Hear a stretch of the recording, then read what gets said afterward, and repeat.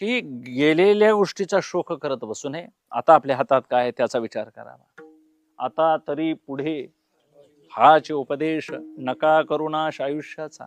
शहाणी माणसं गेलेल्याचा शोक करत नाहीत. आपलं आयुष्य आतापर्यंत असं गेलेच. कळवून घ्यायचा विचार होता तो कळवून घेतलं नाही. आतापर्यंत परमार्थाच्या नावाखाली जे काही करत राहिलो त्याचा काय पाहिजे तसा फायदा झालेला नाही. हे ज्याचं त्यानं शोधायचं आहे. आम्हाला मुक्त व्हायचं आहे.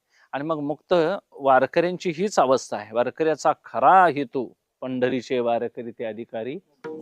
इतर कुणाला एवढं फळ नाही महाराज. मोक्षाचा अधिकार आम्हाला दिलेला आहे. म्हणजे आम्ही अधिकारी आहोत. योग्यतेच्या लायकीचे आहोत. पण आम्हाला मग मोक्ष तटला कशामध्ये? तर आम्ही पाहिजे तो विचार सोडला आणि नको त्या गोष्टीचा विचार सुरू केला. अनात्म विचार आम्ही धारण केलेला आहे. आत्मविचार आम्ही धारण केलेला नाही. म्हणजे जो विचार पाहिजे तो विचार करण्याची शक्ती आमच्यामध्ये आहे.